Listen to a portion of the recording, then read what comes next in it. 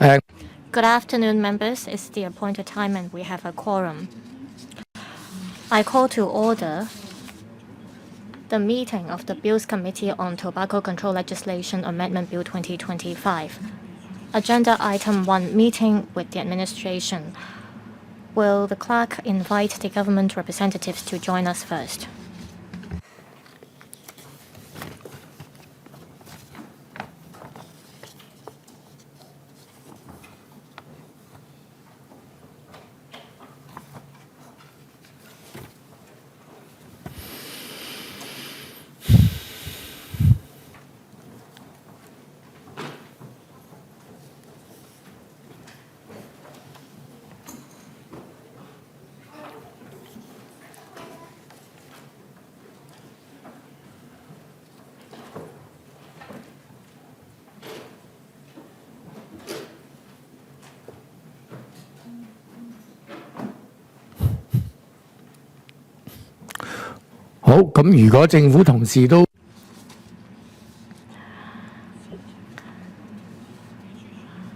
Now, follow up to issues arising from previous meeting. List of follow-up actions arising from the discussion at the meeting on the 17th of June 2025. LC paper number CB bracket 3999/2025 bracket 01 and administration's response to issues raised at the meeting on the 17th of June 2025. LC paper number CB bracket 3999/2025 bracket 02. Will the administration walk us through the response, please? Thank you. Good afternoon, members. After the last meeting, based on members' questions, we provided a response. It's tabled to members. In relation to transit passengers, including cruise passengers, we've covered the relevant content in the written reply. Transit passengers have to be regulated under the Import and Export Ordinance in relation to carrying controlled goods. In 2022, we implemented the ban on the importation of ASPs, so people are not allowed to bring these goods to Hong Kong. According to Cap 60, the Import and Export Ordinance, there are people who are exempted. There is a clear definition of articles in transit under the ordinance. An article in transit means an article which is brought into Hong Kong solely for the purpose of taking it out of Hong Kong and remains at all times in or on the vessel or aircraft in or on which it is brought into Hong Kong. There is a rather broad definition concerning the word vessel, and vessels include cruise ships. Members also asked a question about passengers coming to Hong Kong via the express rail link. After you get off the train on the Hong Kong side, you have to complete the immigration procedures. And then you will officially enter into Hong Kong, and all passengers and goods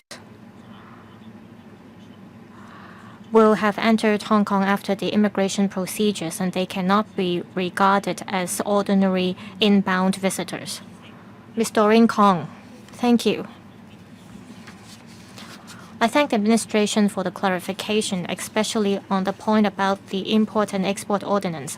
I read the ordinance yesterday.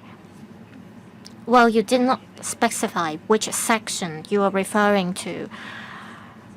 Well, there is very little time left before the meeting when we got the response. Can the administration walk us through, or the Department of Justice explain why there won't be any impacts?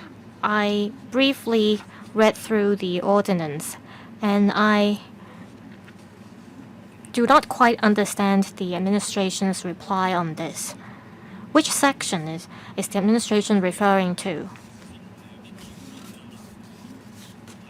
Deputy Secretary. Well, perhaps I can walk you through the provisions. And on the details, I'll ask the CNED to supplement. Now, under the Import and Export Ordinance, there is a ban on ASPs. Targeting ASP specifically, it's Section 13B. It says anyone who imports ASPs commit an offense. That's Section 13B. There's an exemption clause. That's Section 13E bracket 1. Under certain circumstances, the above ban does not apply. For example, Section 13B does not apply in relation to an ASP that's A, an article in transit, B, an air transshipment cargo, or C, a specified intermodal transshipment cargo imported by a registered operator. And I was referring to an article in transit. And in Section 2, interpretation of the ordinance, there is a definition for the word article in transit. And an article in transit means an article which is brought into Hong Kong solely for the purpose of taking it out of Hong Kong and remains at all times in or on the vessel or aircraft in or on which it is brought into Hong Kong. That means if it is an article in transit, then Section 13B will apply, and anyone who brings an ASP to Hong Kong in this context will commit an offense. That's how we interpret the law. Mr. Orin Kong? Now, this is not very clear to me. This is because to be an article in transit, it has to be an article that's brought into Hong Kong solely for the purpose of taking it out of Hong Kong and remains at all times in or on the vessel or aircraft. I understand this part. A visitor has to prove that the article is brought into Hong Kong solely for the purpose of taking it out of Hong Kong. Well, I'm not sure. A visitor brings in an ASP just for the purpose of taking it out of Hong Kong. I'm concerned that the ASP may not meet this definition. That is the first limb here, bracket A. Now, I was asked this question after the previous meeting. Say there is a visitor consuming an ASP on the balcony. Well, would you make an arrest immediately? Deputy Secretary, well, we have to look at the principle. A visitor who goes to anywhere around the world will have to refer to the laws and regulations of the destination the visitor is going to. In the context of cruise ships, say a visitor on a cruise ship comes to Hong Kong, which is the visitor's destination. That means that visitor will not be able to bring ASP to Hong Kong. Now, there is another scenario. Say Hong Kong is the port of call for a particular cruise ship. And in the previous meeting, members were concerned whether this law will apply to the visitor. This is because Hong Kong is only one of the stops for the visitor.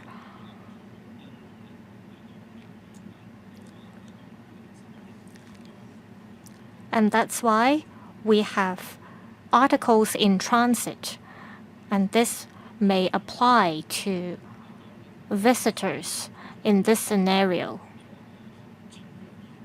Mr. Chen Pui-leung, I'd like to see clarification on this. Just now, Ms. Doreen Kong said whether it is an offense for a passenger on a cruise ship to smoke an ASP on the balcony. I want to know if this is in breach of the law. Deputy Secretary, we have to look at it on a case-by-case basis. Take the example given. It looks like the ASP is brought by the cruise passenger for his own consumption. That is, the ASP is not brought to Hong Kong solely for the purpose of taking it out of Hong Kong. If that's the case, then the cruise passenger will break the law of Hong Kong.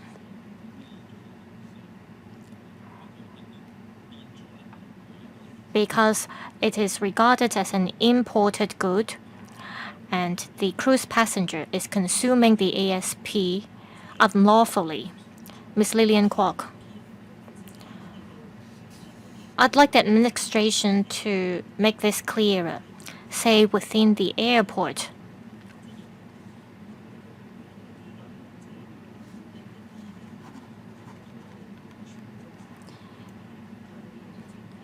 you give exemptions to transit passengers who carry with them ASPs. But take cruise ship as an example. Say I do not get off the ship, and the ship is parked at the Kai Tak cruise terminal, and I only have a 4-hour break in Hong Kong, and I am resting on the cruise ship. Like Ms. Doreen Kong said, if I simply stand on the balcony and smoke an ASP, that would be in breach of the law, according to the administration. Is my understanding correct? This is because I am in Hong Kong, and if I consume an ASP, I would break the law. Well, can the administration think about this? Cruise passengers who do not get off the ship, they should be exempted too. This is because they are simply passing through Hong Kong. Deputy Secretary, I think I made myself clear enough just now. For cruise passengers, if they're on a multi-destination trip,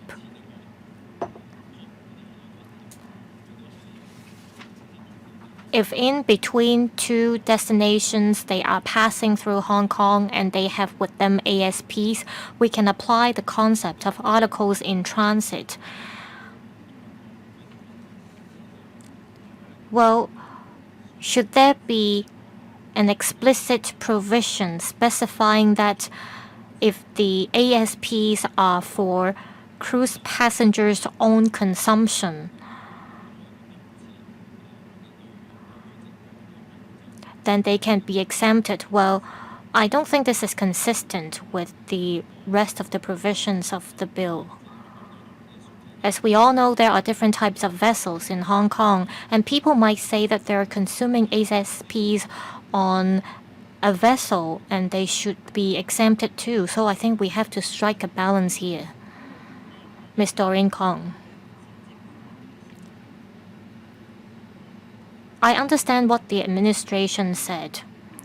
So whether or not you have entered into Hong Kong, you cannot consume ASPs on a cruise ship, whether you are in the smoking room of the ship or on the balcony of the cruise ship, according to the administration. Secondly, according to Section 13E, bracket 2B of the Import and Export Ordinance, I'm looking at Section 13E, bracket 2B. It says for an article in transit in a vessel, the product is removed from the vessel.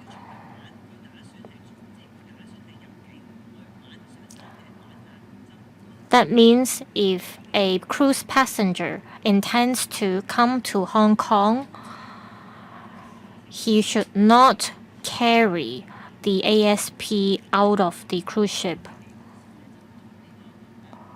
Well, I'm not against this. I just hope that you can talk to the tourism industry about this. First, you have to make it clear that cruise passengers cannot, in any places of a cruise ship, consume an ASP. Also, they cannot bring their ASPs out of the cruise ship. Well, please tell the inbound visitors about this. Well, I just don't want any inbound visitors to breach the law inadvertently. DS, please take note of this. Fully agreed. We will step up our publicity towards our tourists on this point. Thank you. If there is no further questions regarding the administration's response, let's go back to the clause-by-clause examination.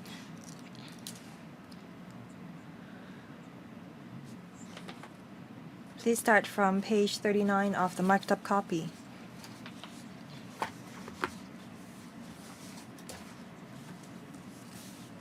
The administration, please.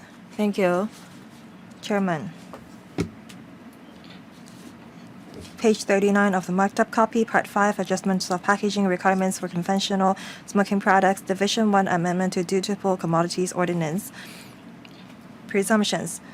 If a person is in possession of 500 or more cigarettes that are in packets, then over the left, as you can see in the existing provision, not bearing a prescribed health warning under the smoking ordinance, the cigarettes are dutiful goods.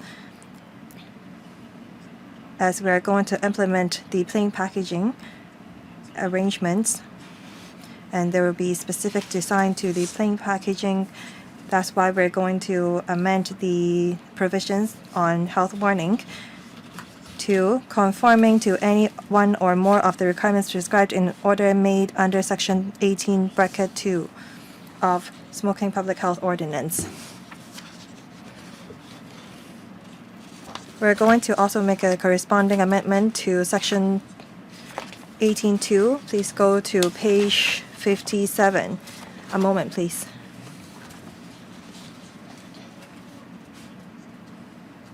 We're going to amend Section 18, Bracket 2. That's under Cap 371, Smoking Public Health Ordinance. Section 18, Regulations and Orders. Let's go to Bracket 2 first. It says, the Secretary may also, by order in the Gazette, prescribe all or any of the following matters. A, the requirements to be conformed to in respect of the packaging of conventional smoking products, including any packets, retail containers, wrappings, and any labels. B, the form, and C, the manner in which the health warning is to be displayed. So the Secretary can make the relevant amendments by order in the Gazette. As I mentioned,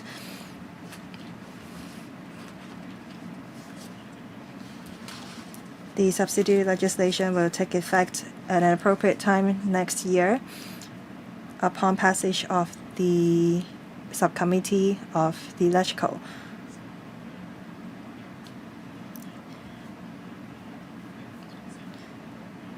There is a requirements on tar and nicotine yields of a cigarette under Bracket 18, Bracket 1 and 2, and we're going to delete it because, as mentioned in our presentation in the first meeting,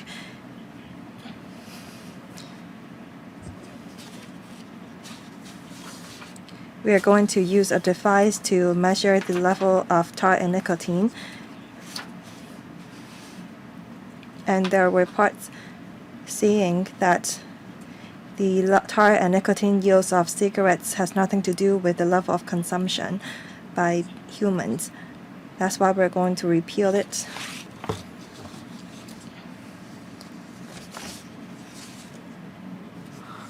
I see that there is a member who's pressed the button, Ms. Carmen Khan.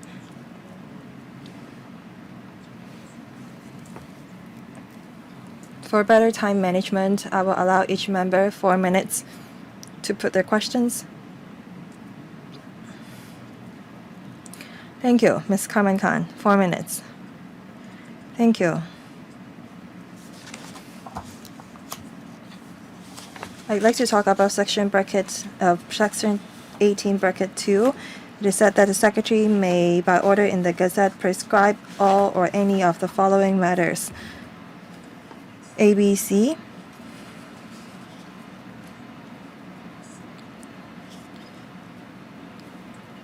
So the Secretary may, by order in the Gazette, prescribe the design of the health warning or plain packaging.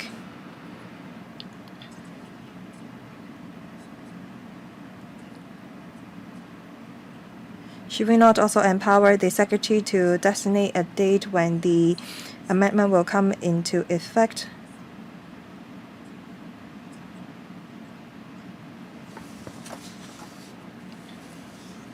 Because there is no mention of commencement date.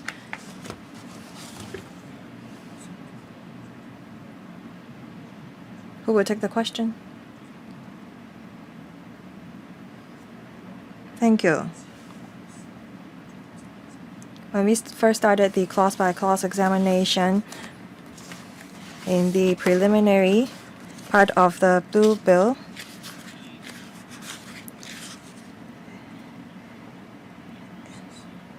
it is said that subject to subsections 3, 4, and 5, this ordinance comes into operation on a day to be appointed by the Secretary for Health by notice published in the Gazette.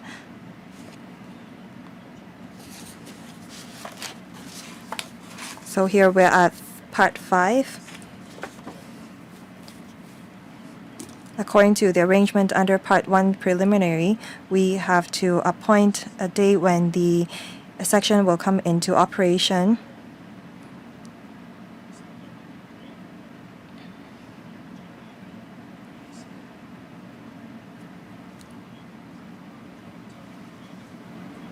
Regarding this section 18 bracket 2, we may set the commencement date of the amendment to be a date when the ordinance comes into operation. I think that will facilitate the entire process. We'll look into whether we're going to move an amendment. So according to your answer, you don't have a specific date of commencement yet, and you're saying that you will go back and think about whether you will specify a date. Yes, Chairman, your understanding is correct. Rather than designating a date, I think that it's better for us to just specify a date now. Ms. Khan, any follow-up question? I think that the administration understands my question, because Section 18.2 has to come into operation before the Secretary can make any amendments or prescribe any or all of the following matters, including the plain packaging requirements. That much is clear. The administration, please continue. Thank you, Ms. Khan. Thank you, Chairman. Let's turn to the next page. That's page 42.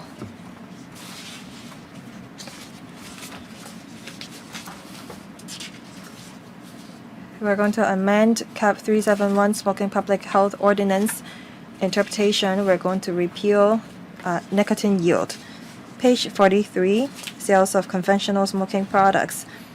No person shall sell or offer for sale or possess for the purposes of sale any cigarettes unless they're in a packet of at least 20 sticks and the packet thereof, and if the packet is within a retail container, the container also bear in the prescribed form and manner a health warning, the tar and nicotine yields. We're going to repeal this.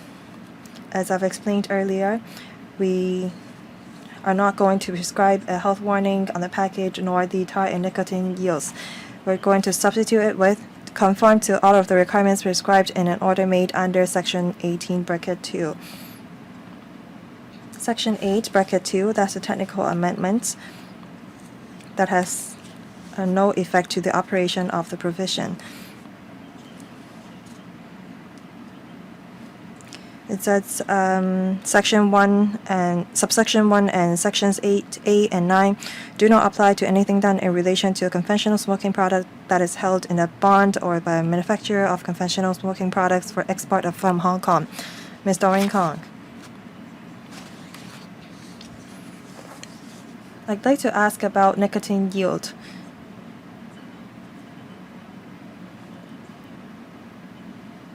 The administration explained earlier why they propose to repeal tar and nicotine yield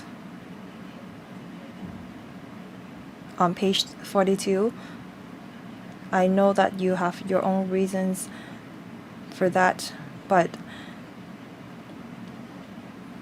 maybe in the future there will be a medical magazine saying that tar and nicotine yield is important to people's assessment of the danger of cigarettes.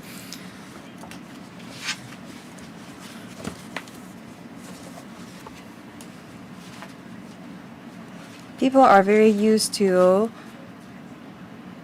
judging the danger of cigarettes based on the tar and nicotine yield. So is the administration going to do away with the requirements altogether for good. Dr. Feng Ying, please. Thank you. Regarding this tar and nicotine yield,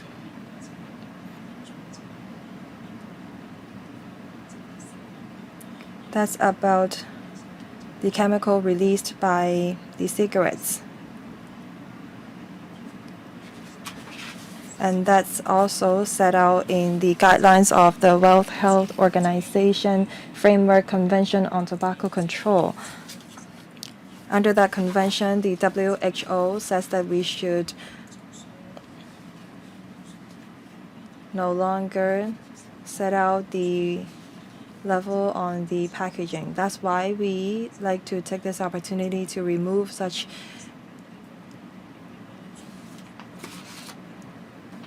a figure on the packaging of the cigarettes, because this yield level is not accurate, and we are worried if some manufacturers of cigarettes would take advantage of this by misleading consumers into thinking that if a cigarette has a lower nicotine yield, then it will not pose as serious a health impact.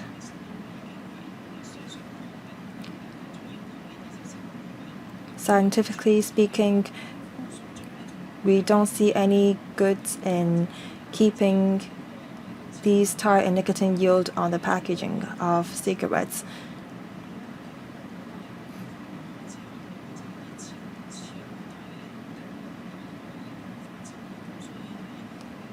There are also super low nicotine cigarettes available in other markets. We may look into it in the future.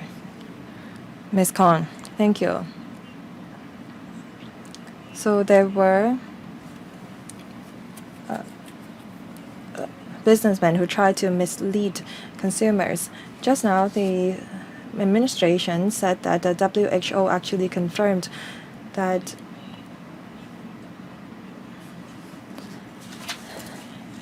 actually it's confirmed under WHO Framework Convention on Tobacco Control. When was it? The convention was in operation since 2025.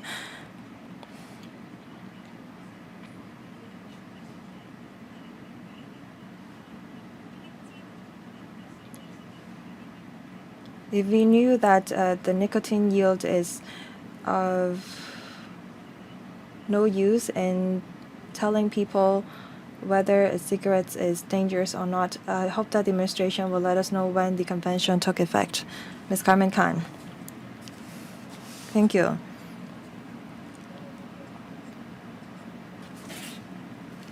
Thank you, Ms. Feng, or Dr. Feng.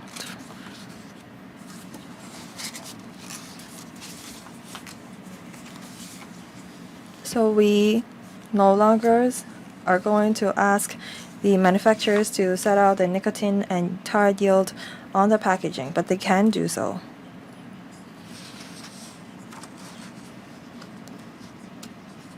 But if they can still keep the nicotine and tar yield on the packaging, then that may be misleading to our consumers.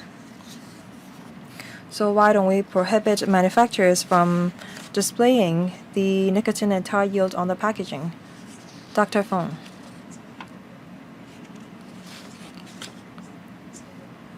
Thank you.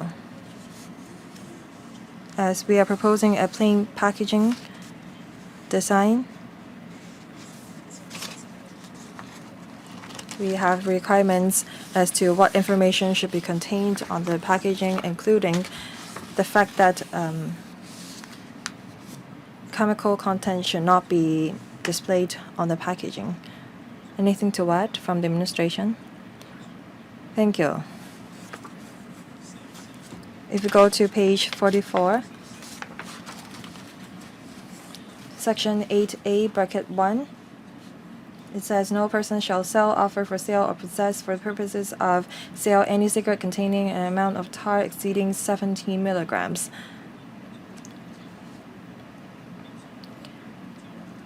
We don't prohibit manufacturers displaying tar yield on the packaging, but still we ask manufacturer not to sell cigarettes containing an amount of tar exceeding 17 milligrams. So in other words, cigarettes that are offered for sale should meet the relevant requirements. Correct. Thank you. 見到有撳咗掣I see that Ms. Doreen Kong has asked to speak. Thank you, Chairman.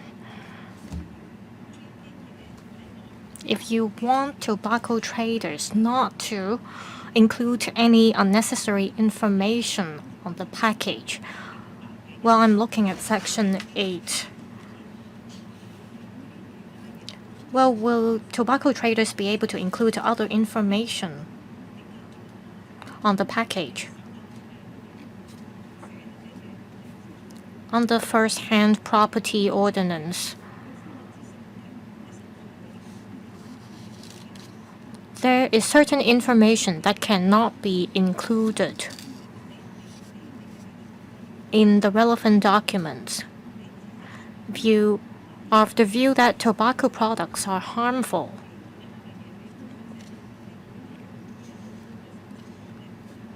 well, I don't care whether the nicotine or the tar yield exceeds 17 milligrams.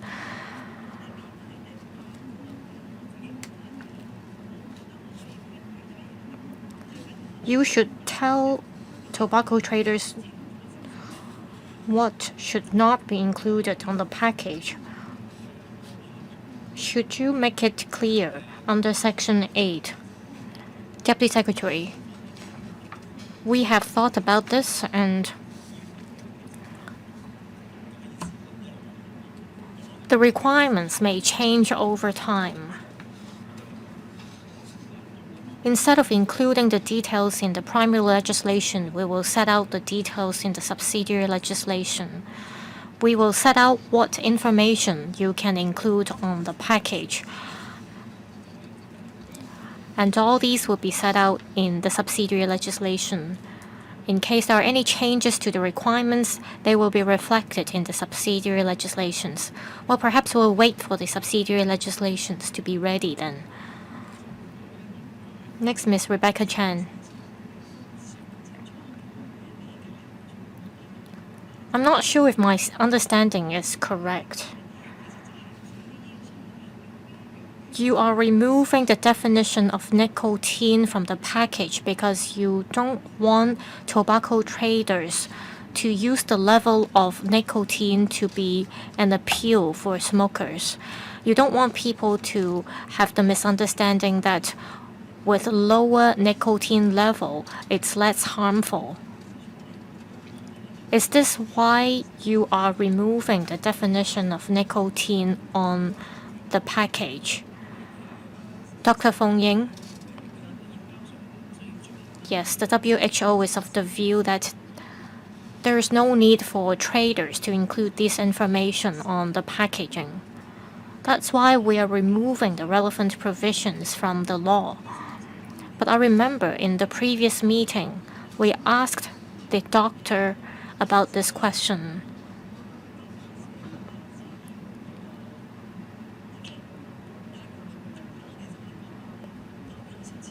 We will be able to possess the ASP devices, but not the capsules.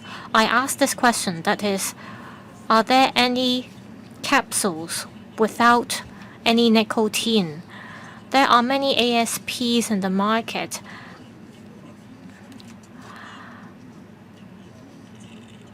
That appeal to consumers because of the freshness or the light flavors.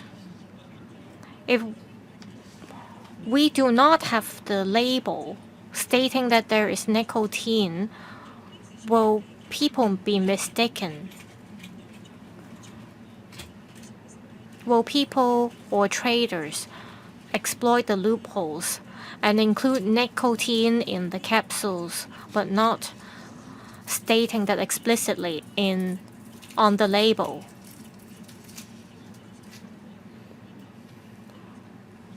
Because I do remember that there are capsules without nicotine. So will there be ASPs with hidden nicotine in it if you remove the provisions. Well, we're regulating conventional smoking products under CAP 371. For ASPs, they can no longer be imported under the law. So we are targeting the packaging of conventional tobacco products. This is because ASPs can no longer be sold in the market, so it doesn't matter whether there are labels indicating that there is nicotine on the products. So that's why I asked about the definition of ASPs. In the previous meetings, we talked about capsules without nicotine.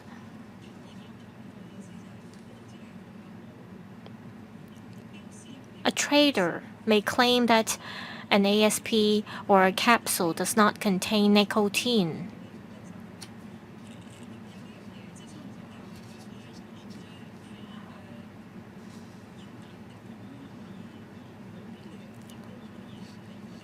It is true that there could be nicotine in capsules.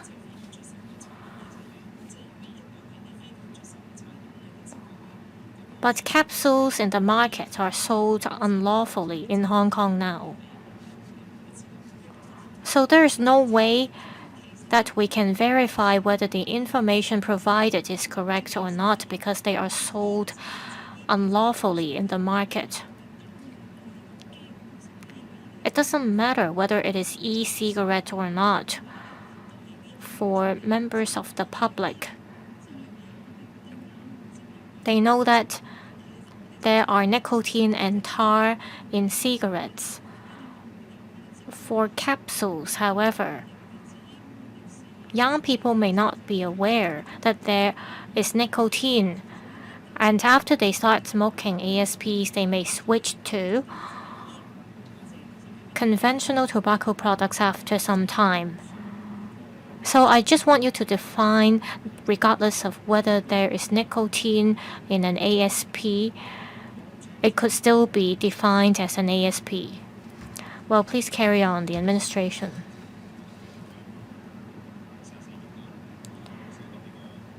We're now on page 44 of the Chinese marked up copy. I briefly talked about section 8A.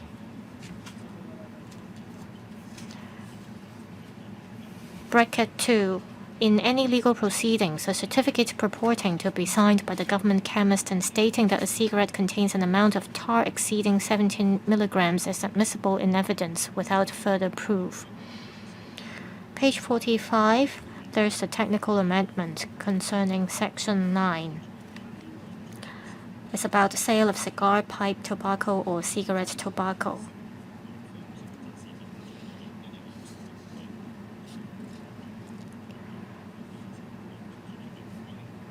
And the part about bears a health warning in the prescribed form and manner will be amended to conform to all of the requirements prescribed in an order made under Section 18, Bracket 2.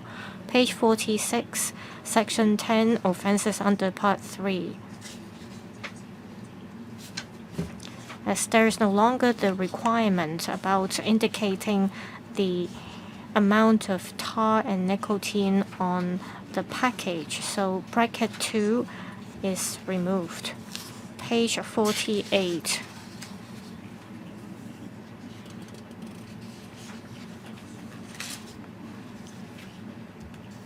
It says here that a person holding an office specified in Schedule 1 to the Customs and Excise Service Ordinance may, without warrant, seize, remove, and detain for the purpose of proceedings.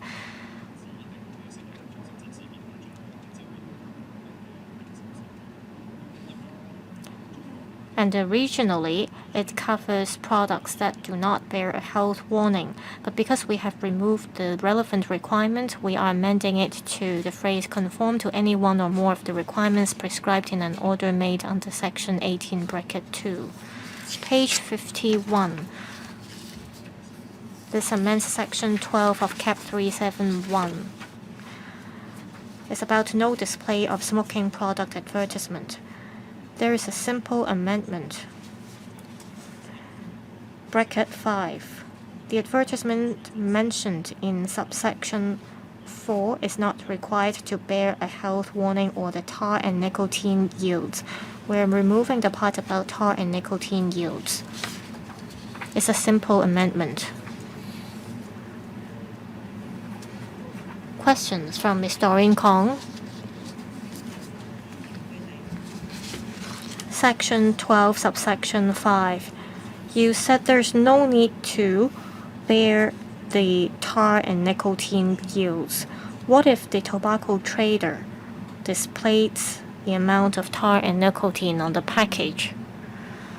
Dr. Feng.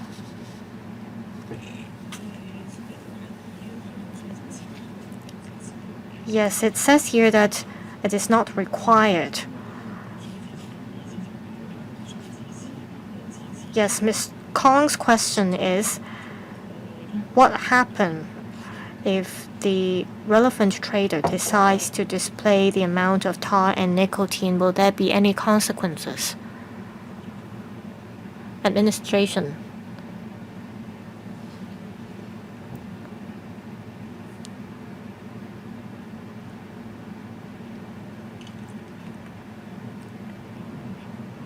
Who will take the question? Deputy Secretary?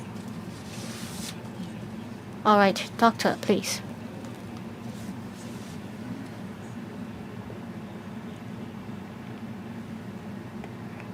This part is about advertisement.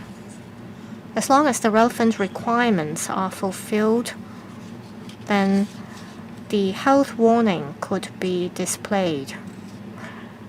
This subsection in particular states that tar and nicotine yields do not have to be displayed on the advertisement. Since we're no longer imposing the requirement of including tar and nicotine yields on the package, then the relevant requirements is removed for the advertisements as well. But it doesn't say here that we're not allowing people to display tar and nicotine yields in the advertisements. Well, let me supplement. It says here that no person shall display or cause to be displayed any smoking product advertisement. If you look at bracket 4, we're referring to advertisements in certain premises. We're referring to premises of any manufacturer of conventional smoking products, or premises used for the manufacturing of conventional smoking products.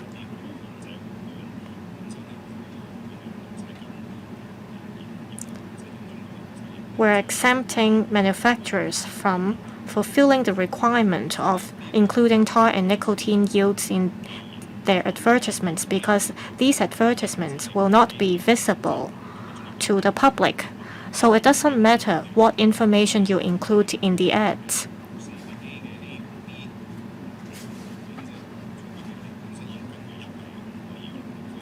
If it is not an ad specified under bracket 4, then no such advertisements can be displayed.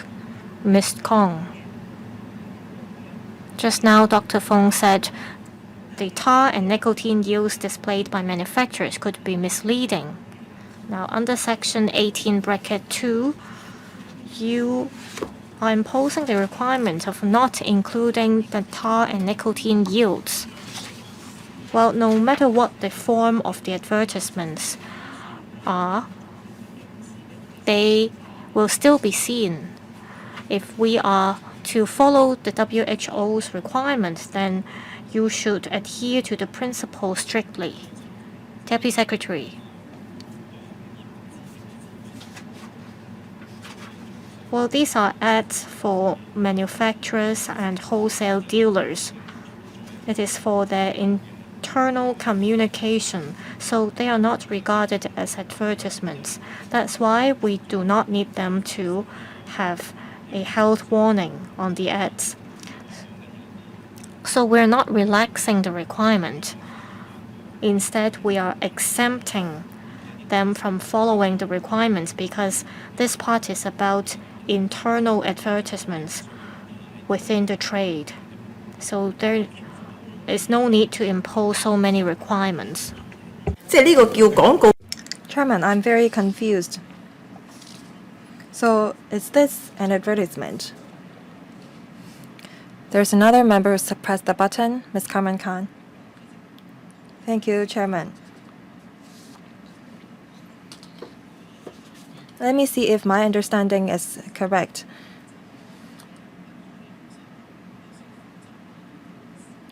The amendments are quite complicated.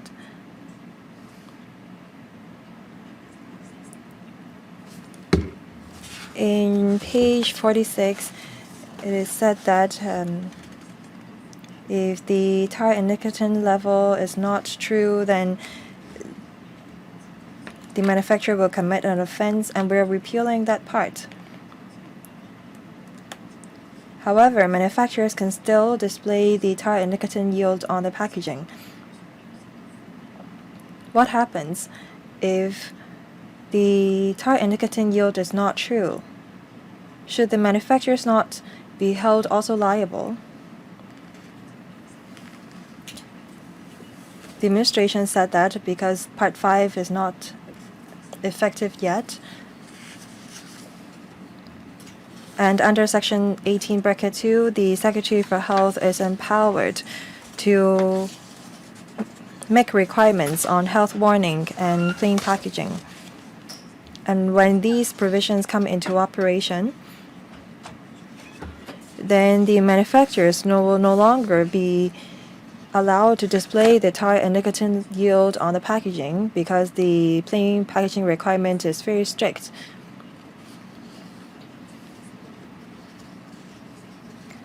So this batch of amendments will not take effect yet. It will only come into operation on a date appointed by the Secretary for Health, and only then will the repeal of these provisions make sense.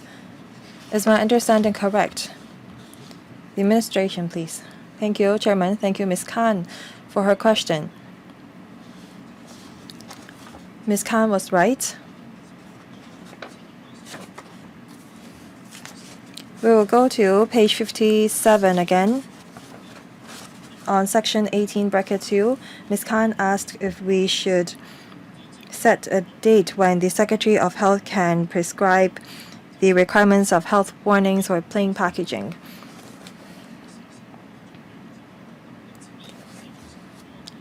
As we mentioned, we are going to look into our timetable to see when the provisions are going to come into operation in such a way that facilitate the manufacturers and the consumers.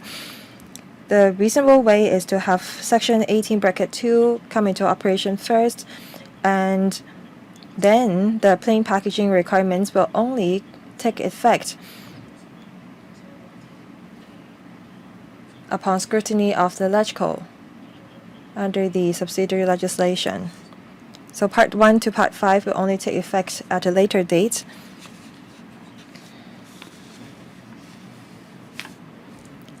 Ms. Doreen Kong. Thank you, Chairman. I hope that Section 18, Bracket 2 also applies to advertisement.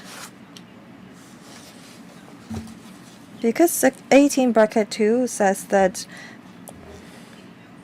the health warnings of conventional smoking products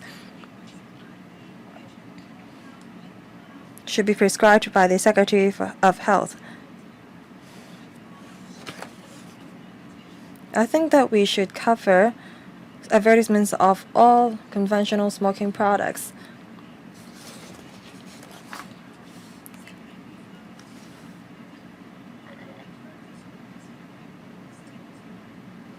But under the provision of advertisement, there's no mention of Section 18, Bracket 2.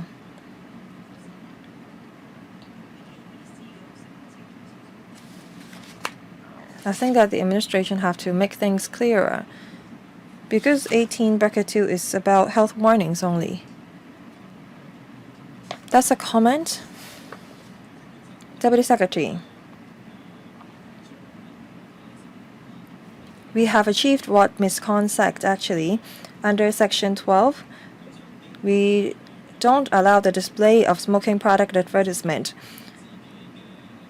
So there will not be any advertisement that shows the consumers the tar and nicotine level of the cigarettes contained in the packaging. We may have repealed something under Section 12, Bracket 5, but that's not about advertisement. That's about internal communication among cigarettes manufacturers or wholesalers. There is nothing unclear here. I will ask Dr. Feng to supplement. Thank you. Let me talk about why we provide such an exemption under Section 12, Bracket 5. The advertisement mentioned in subsection 4 under subsection 5 is about posters inside the premises of the manufacturers or wholesale dealers.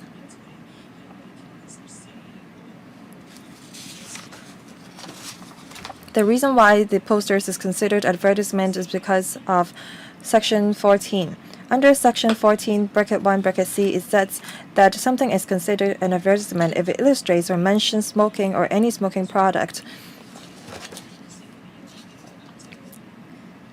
So inside the premises of manufacturer and wholesalers, there may be posters displaying smoking products, and they may therefore fall under the definition of smoking product advertisement. As a result, we have to provide for such an exemption under Section 12, Bracket 5. That's why we said that this is a technical amendment. It's not about advertisement displayed to the general public. The DOJ, please. Thank you. Thank you, Chairman. We have something to add.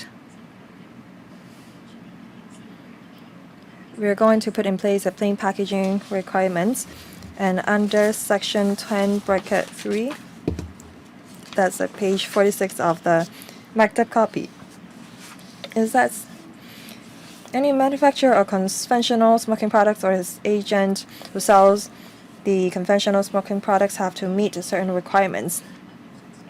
There should not be any terms, descriptor, or other sign that is likely to create an erroneous impression that the product is less harmful, and it should not promote the product by any means that is false, misleading, deceptive, or is likely to create an erroneous impression about its characteristics, health effects, hazards, or emissions.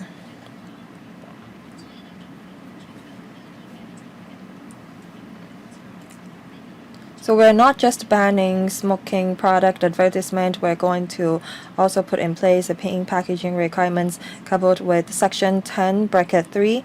We hope that smokers and non-smokers would receive the information as required by the World Health Organization.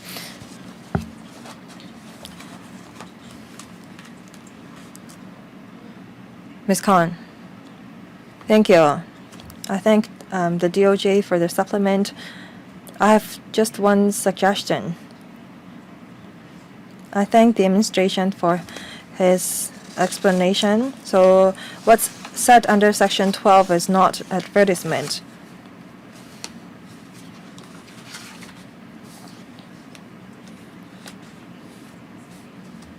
If advertisement or things that is prescribed under Section 12 is not for public, then it should not be termed advertisement. If it's just a product message, then you should not name it advertisement because it's misleading.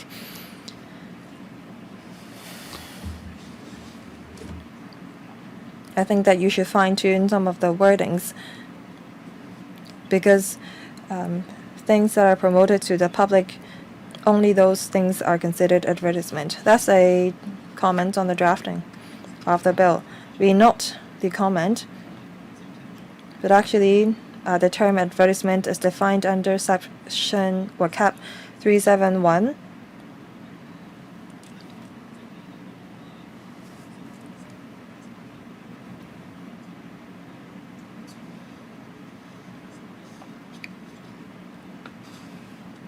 As to whether there is any loophole because of the amendment, as explained by the DOJ, there will not be, and there is requirements for advertisement under section cap 371.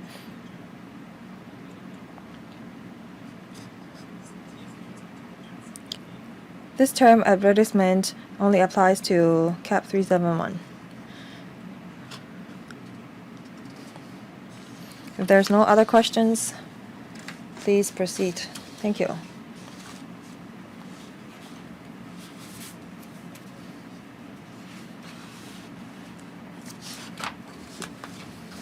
Page 55. Amend section 14.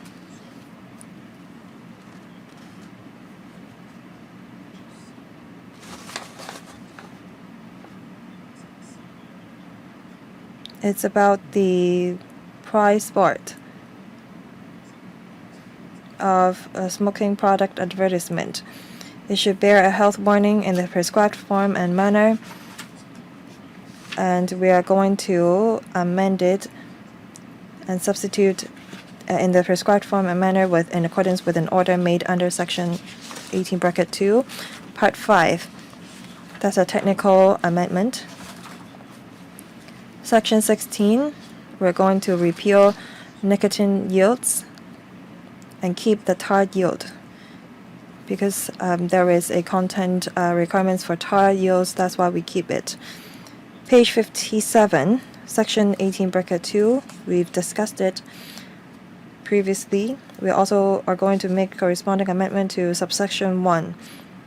Says the Chief Executive and Council may make regulations for all or any of the following matters, prescribing any required or permitted to be prescribed under this ordinance, exempting any smoking product advertisement from the provisions of Part 4, either absolutely or subject to any exemptions that are for the prescribed and for the better carrying into effect of this ordinance.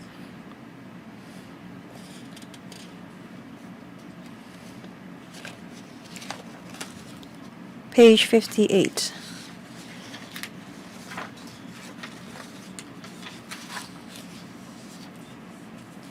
That's about cap 371 subsidiary legislation A.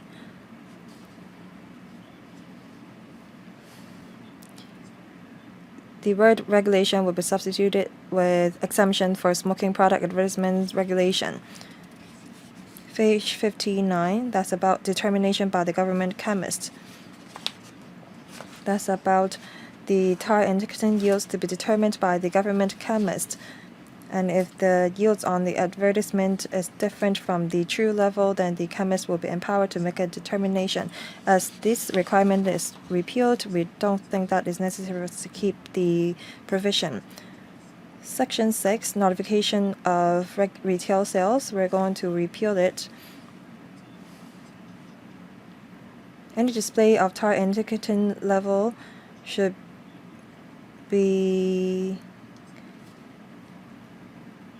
made aware by the Director of Health. As this requirement is no longer in place, we are going to also repeal this regulation.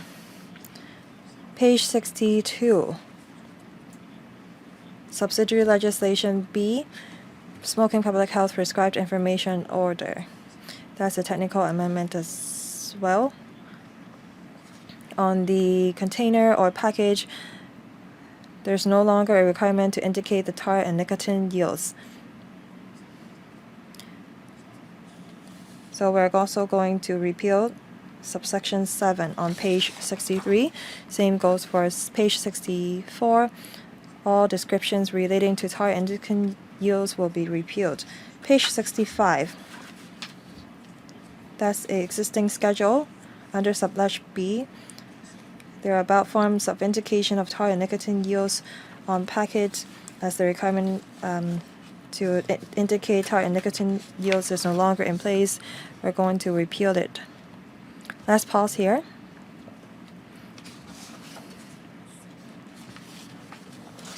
I have a question.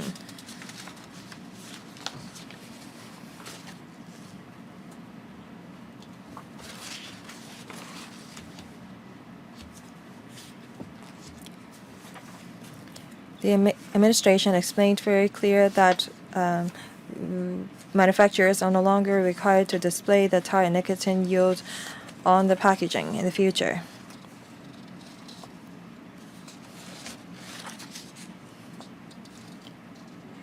Regarding the internal communications among wholesalers or manufacturers, no health warnings is needed.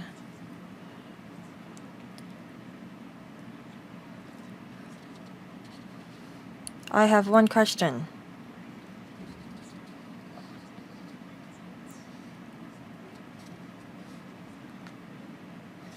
Because Section 18, Bracket 2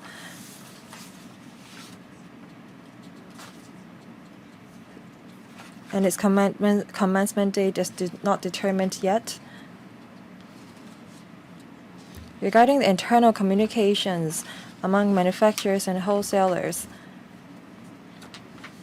can they, say, inform one another of the tar and nicotine yields of the cigarettes they manufacture or sell? Is that allowed?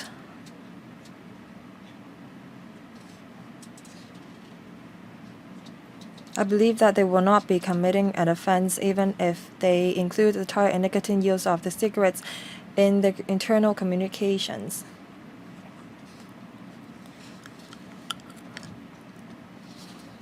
I'd just like to know if my understanding is right. Thank you. 係啱㗎嘛，係嘛？OK。 Chairman, your understanding is correct. All right, that's the only question I have. Let's see if members have other questions. If not, I'll ask the administration to carry on with the clause-by-clause scrutiny. Thank you. We now come to Part 6, page 66 of the marked-up copy. We're amending Cap 371.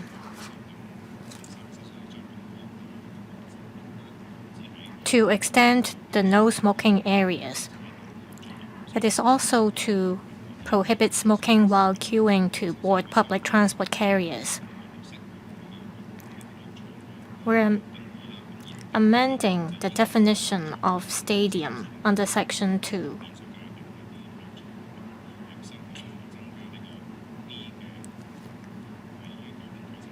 We are adding a part for the definition of stadium, that is bracket B, the Kai Tak Stadium located at 38 to 39 Shinkai Road, Kowloon.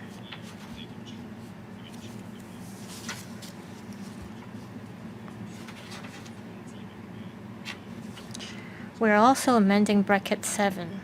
The Director of Health may, by notice published in the Gazette, specify a type of clinic or a type of health center for the purposes of the definition of specified clinic or health center in subsection 1. Yes, Ms. Doreen Kong.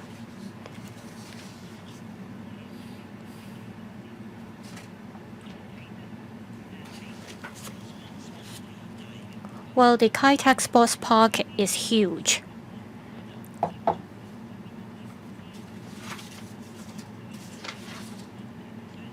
Members of the public had questions about no smoking areas, so I want to know if only the Kai Tak Stadium is covered here for no smoking areas. Now about queuing. I understand that the government does not want people to smoke while they are in a line. People may be lining up for a ticket.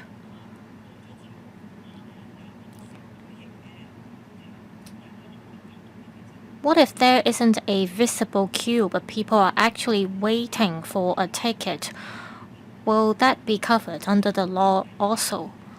Now, on the definition of specified clinic or health center, why do we have bracket A and B for the definition here?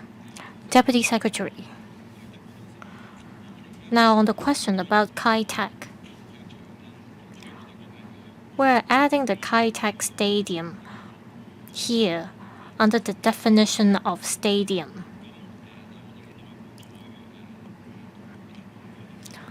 We have talked to different government departments, and that's why we're amending the definition of stadium. We are adding Kai-Tak Youth Sports Ground here because it is half an outdoor stadium. There is also the Kai-Tak sports ground, and this is already covered because it is an indoor facility. Now, on the point about queuing,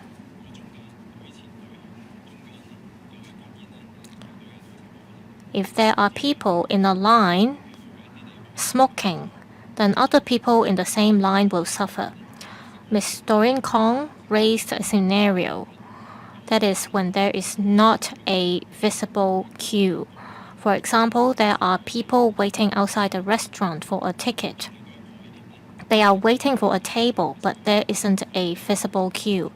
And for these scenarios, they will not be covered under the law because we are thinking from the perspectives of other people waiting in the line. Now, on the definition of specified clinic or health center, we have bracket A and bracket B here.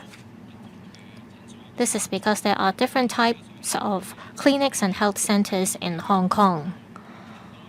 We want to cover clinics and health centers with a lot of people. They're usually run by the hospital authority, the government, or facilities managed by the Prince Philip Dental Hospital. And we want to cover these places. Bracket B says, a specified clinic or health center means a clinic or health center that falls within a type of clinic or a type of health center specified under subsection 7. Now, we don't want to cover all kinds of clinics and health centers in Hong Kong. That's why we have bracket A. They mostly cover clinics and health centers run by the government. And bracket B, we want to make it clear that for the public, so that they know what kind of clinics will be covered. Dr. David Lam. Now, on specified clinic or health center, currently you are covering clinics and health centers managed or controlled by the government. We have CAP 633. We have registered day center or hospital. Will you consider including those day centers and hospitals to broaden the scope of no smoking areas to protect public health? Deputy Secretary, we have considered it.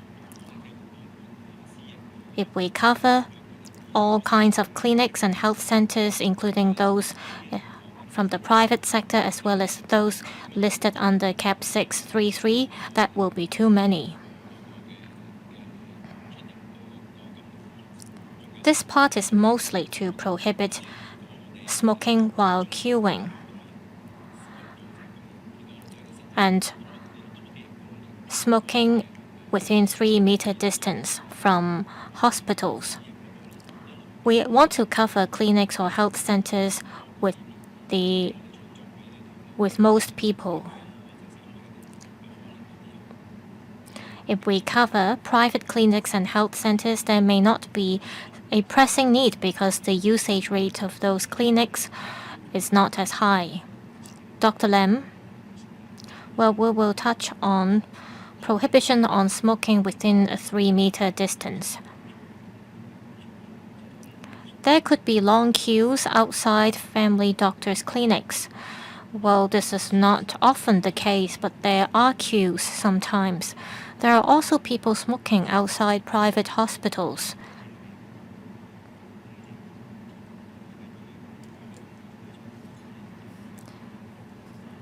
If you aren't in a line, then of course you can smoke, but there could be people waiting in a line who suffer from respiratory diseases or arrhythmia. I think to protect their health, we should cover more clinics. Deputy Secretary, we want to adopt an incremental approach for public health clinics or health centers. We want to cover them first. For private clinics or health centers, there might be long queues too, but this may not happen as frequently. It may only happen during extreme situations, for example, during COVID. We want to cover those premises too, but again, we want to adopt an incremental approach. If we can build a culture in public clinics and health centers, people may know that they should not smoke in private clinics too. Well, according to the new rule, people cannot smoke in a line with 2 or more people. What if there is only one person in the line? I remember some members asked this question. Well, can you specify the places where people are not allowed to smoke instead of stating how many people there should be in the line in order to impose the ban on smoking? I remember some members asked this question when we discussed the policy matters. Chairman, we will touch on this when we come to this part. There are provisions about clinics, hospitals, and child care centers. We are going to adopt the 3-meter rule. We will come to that. Yes, let's have a discussion about that when we come to that part. Mr. Peter Xu.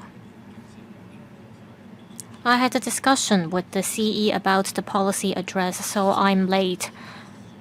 I understand you have already finished part 5. Can I go back to part 5 and ask some questions?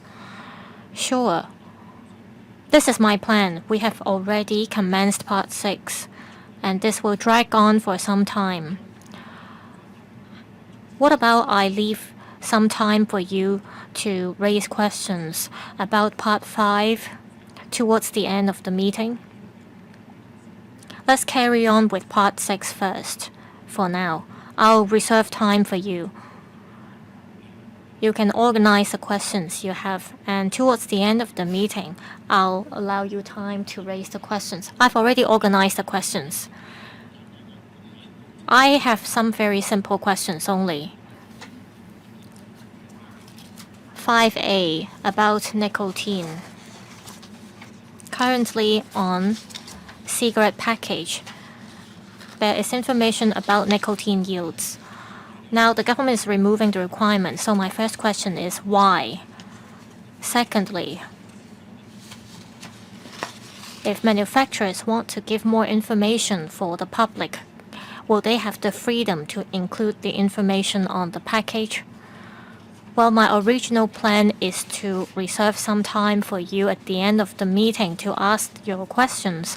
Well, since you have already raised the questions, I will allow time for the administration to give you a reply. Then we can move on with part 6.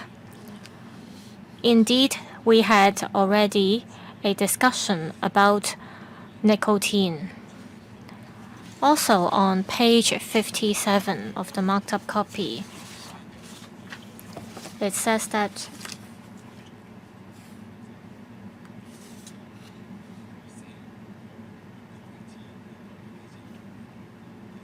there will be plastic packets. Oh, I mean plain packaging requirement. Well, do you have a timeline for that? Have you talked to the trade about this? 唔該啊，秘書。 2 questions, Deputy Secretary. Thank you, Mr. Xu, for the questions. We've already covered the first 2 questions. Let me repeat my answers. We act in accordance with the WHO Convention to repeal the display of tar and nicotine yields on the packaging. Because with such yields displayed on the packaging, consumers may be misled into thinking that cigarettes with low tar and nicotine yields is less harmful. That's why the WHO recommends against the display of the yields on the packaging. Second, what happens if manufacturers choose to display the yields on the packaging?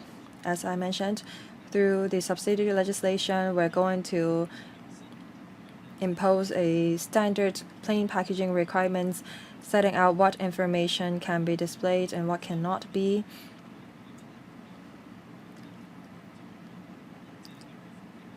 So according to the subsidiary legislation to be enacted, no manufacturers can display the tar and nicotine yields on their packaging. The third question.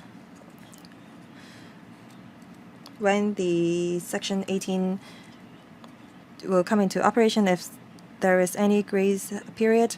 As mentioned, in 2027, we hope to impose the plain packaging requirements.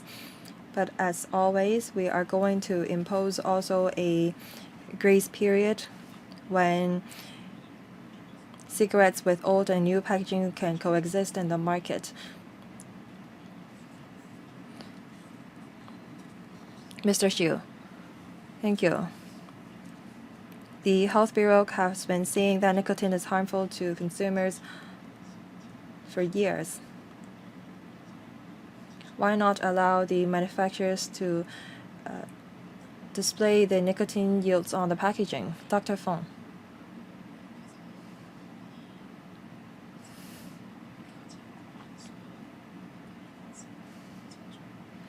We cannot assume that all smokers are aware of what nicotine yields represent or mean.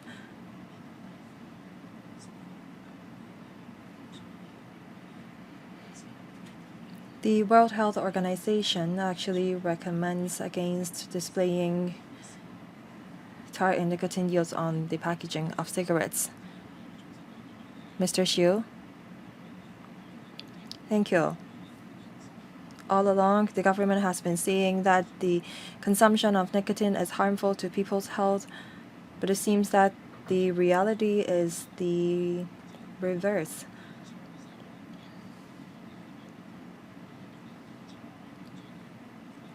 It should be the case that the higher the nicotine the cigarettes contain, the more harmful it is. I wonder why this is a bad thing. I think that this is a different views against or towards your policy. Dr. Feng.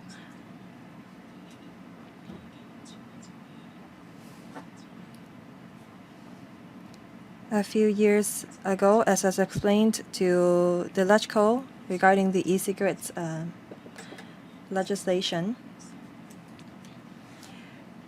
if a packaging displays a low nicotine yields, then consumers may take a few more sticks because they are misled into thinking that the cigarettes with lower nicotine yields is less harmful.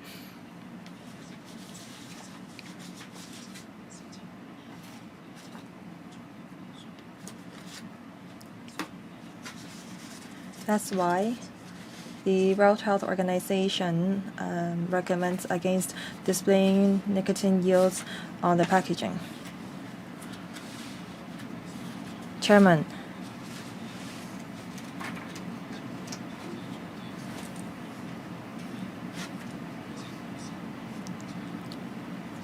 So is it the case that if packaging of a food says that is of low salt content, then people may be lured into eating more? And under Section 18, bracket 2, it says that the subsidiary legislation is subject to negative vetting. The administration actually changes their requirements all the time.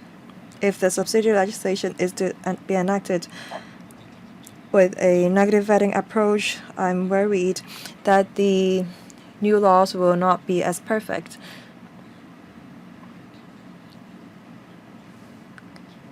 Some days ago, the Secretary for Environment and Ecology actually changed their mind by having their subsidiary legislations go through positive vetting instead of negative vetting.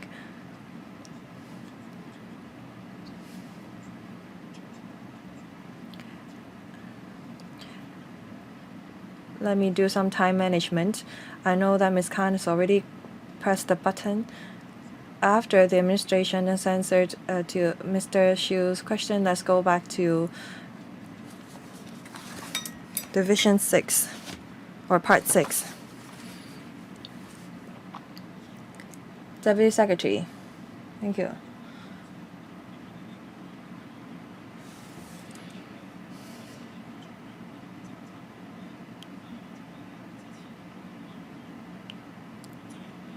We have already discussed this idea of plain packaging earlier on, and we propose to come up with this piece of subsidiary legislation for that, which will go through negative vetting. Mr. Xu is worried if we're going to bypass the LegCo, but as we mentioned,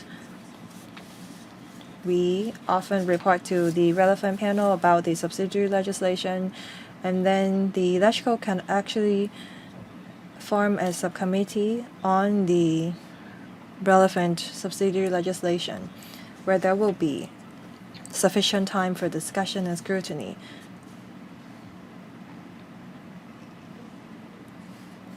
Okay, let's go back to Part 6.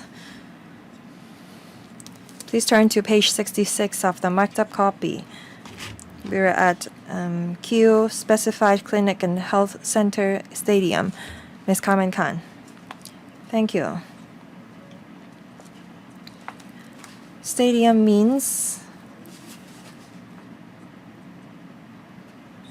the Kai-Tak Stadium. Well, the administration already explained it.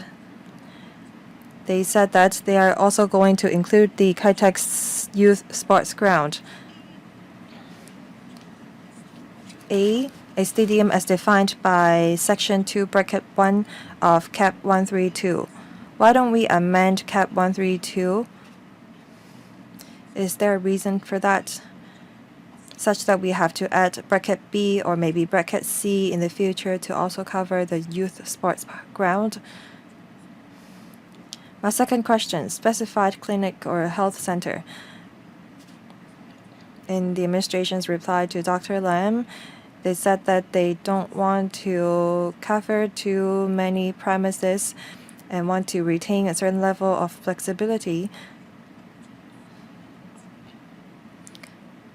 such that the type of clinic to be regulated will be specified under subsection bracket 7. That is a type of health center that may be specified by Director of Health by notice published in the Gazette.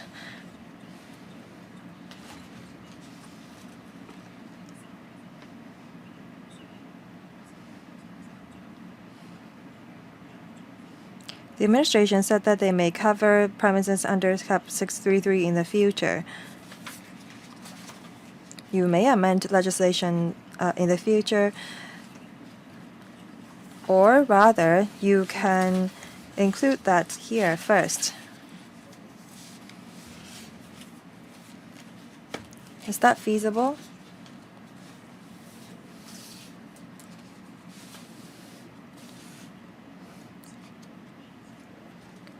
Yes, why don't you amend Cap 132 instead of adding subparagraphs B and C? Deputy Secretary, thank you.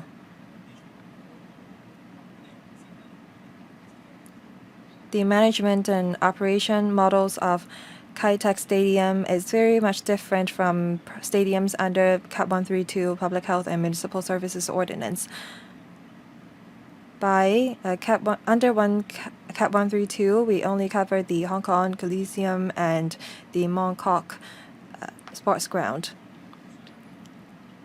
Kai-Tak Stadium is run by a contractor, which is different from the stadiums set out under Cap 132.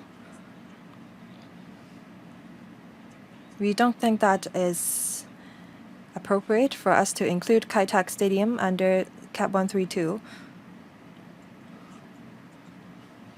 What about the second question on specified clinic? We may consider Ms. Khan's suggestions, but we like to strike a balance.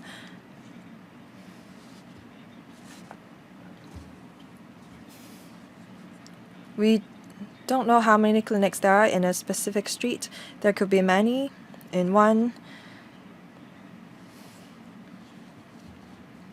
And we will specify the 3-meter distance outside the doors of the clinic as no smoking area.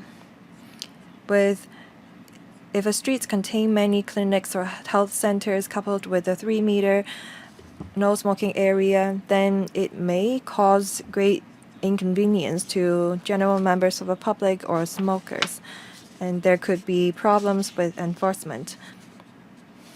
That's why we want to confine the regulations to larger scale clinics or health centers.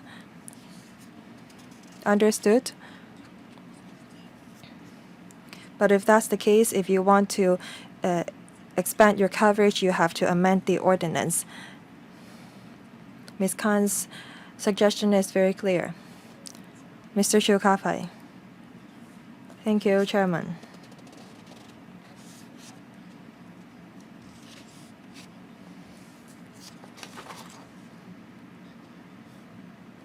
The Secretary may, by notice published in the Gazette, designate an area as a no-smoking area. So apart from hospitals, will there be any other area that will be designated as an NSA? Why is the now director being empowered to specify a type of clinic or a health center instead of having the Secretary specify the type? Which part are we at? Mr. Xiu, are you referring to page 68? I think that Mr. Xiu is at 68 instead. Let's go there. I think that Mr. Xiu is talking about 1AAB in page 68.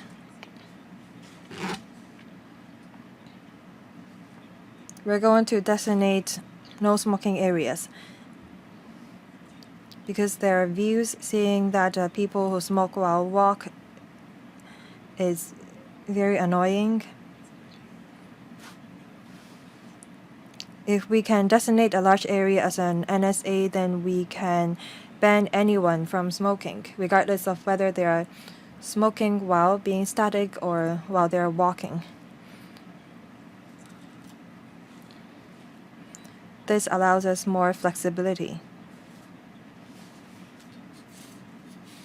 We will be able to impose a time limit, a condition, or exemption in relation to the NSA.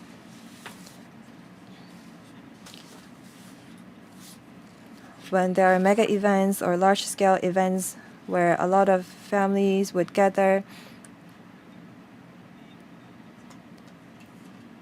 or say, for example, when there are places where a lot of students gather, we may set those places as NSAs. We also have to see if there is any request made by district councils to designate an area as an NSA. Mr. Xiu is asking why now the director is empowered to specify the area instead of the secretary. Under Part 2 of Cap 371, that's about no smoking areas.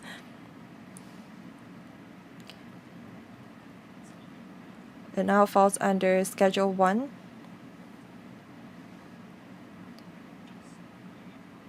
Under Section 16A, it is said that the Secretary may, by notice published in the Gazette, amend the schedule.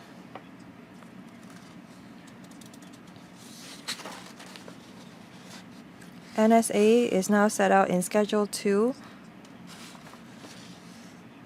regarding the new Regulation 1AAB is not in the schedule.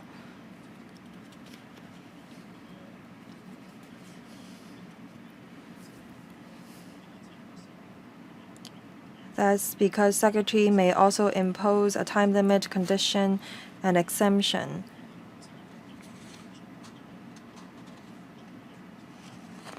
That's why we adopt such an arrangement. Thank you. 成日醫院嗰啲門口話。 Also, outside childcare centers, schools or hospitals within a 3-meter area, smoking will not be allowed.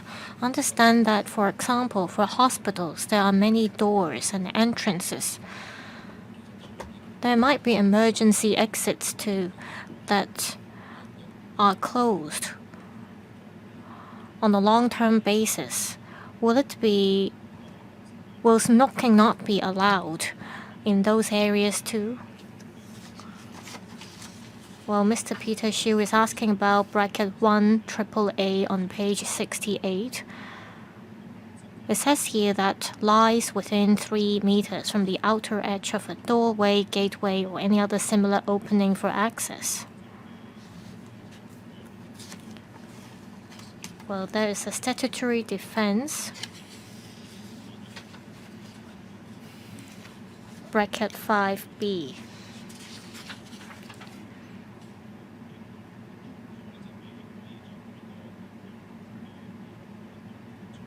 If a person is not aware that there is a door or a gateway, then it could be a statutory defense. So we'll ask the relevant people to put up notices on the gateway.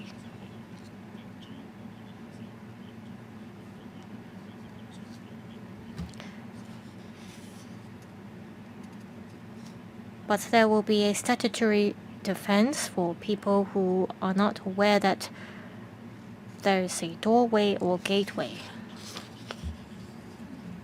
And a gateway has to be one dedicated for the use of the relevant premises. Well, what does that mean?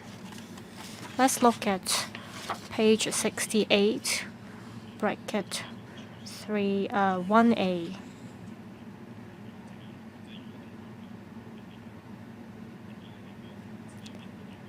Say there is many parts to a building, and it is only the part dedicated to people using the building would be defined as a no smoking area.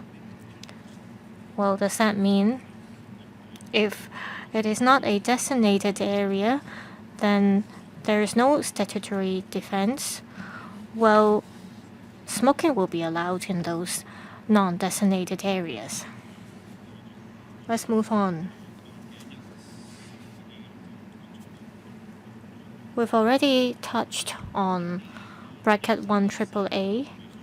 For 1 AAB and 1 AAC, as mentioned by the Deputy Secretary, the Secretary may, by notice published in the Gazette, designate an area as a no smoking area. Now, page 70.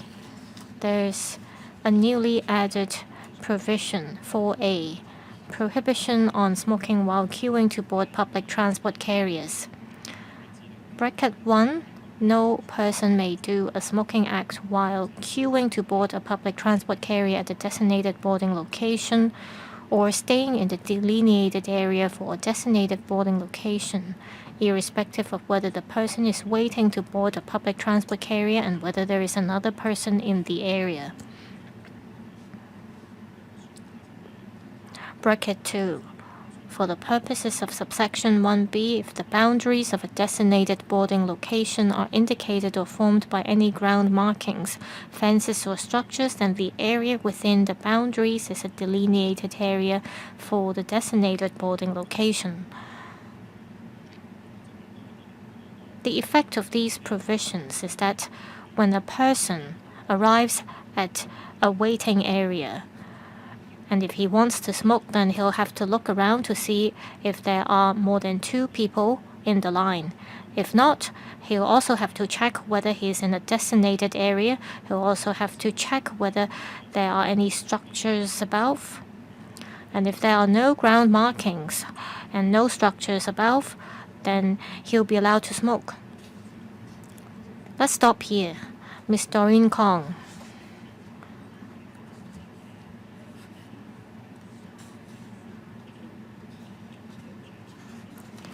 sorry, I'm a bit slow. I'd like to go back to section 3. It says here that if there's a manager in the place,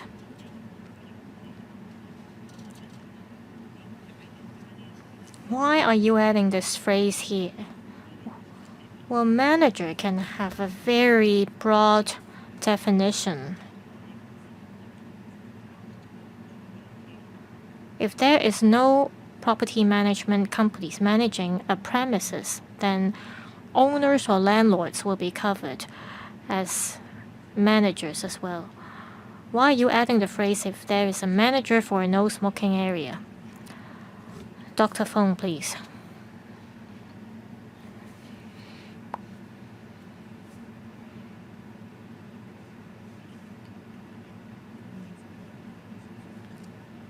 Should it be Dr. Feng who is taking the question? Deputy Secretary.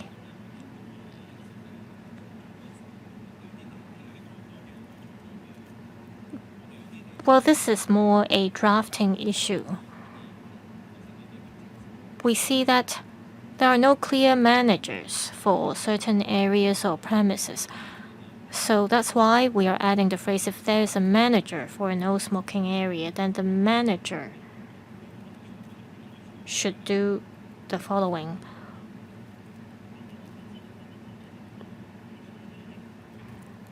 Yes, Ms. Kong. I have a question about section 4A. Section 4A is about prohibiting people to smoke while queuing to board public transport carriers. We have to refer to Schedule 1 in terms of what are regarded as public transport carriers. They include village buses, coaches, and so on. They are all regarded as public transport carriers.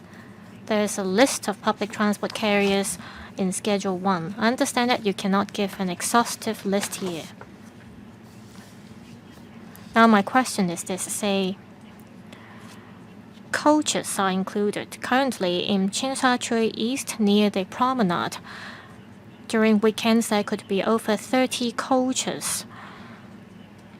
There are many tourists waiting to get on to these coaches, and they all smoke while they are waiting to get on board. Say this bill has taken into effect and I see people waiting to get on to these coaches and they smoke.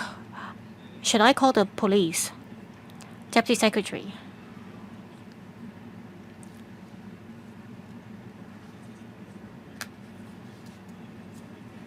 Now on Schedule 1, under Cap 371, there is a definition for public transport carriers, and we are adopting the definition set out in Schedule 1 concerning public transport carriers. Now on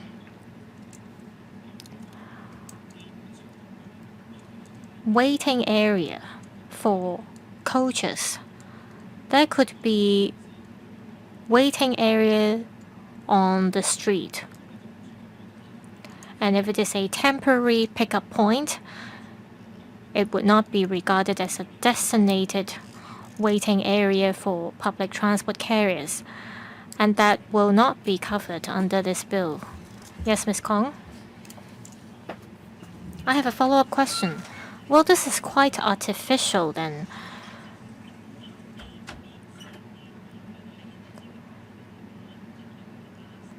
There could be waiting areas A, B, C, D, and E in Tsim Sha Tsui East near the promenade. We all know that they are waiting to get onto the coaches, and they're all smoking there.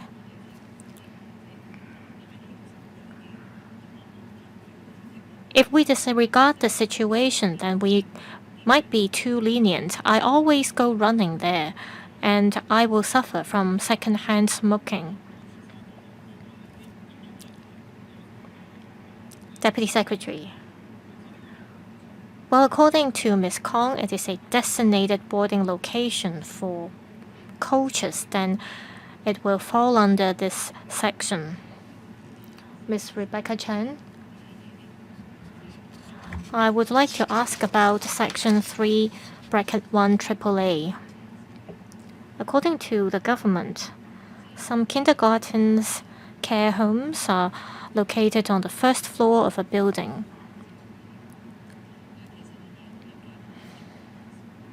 However, there are some secondary schools and primary schools that occupy an entire building.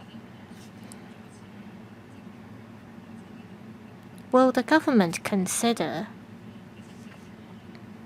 for schools that occupy an entire building, you will not only apply the 3-meter rule to the main entrance?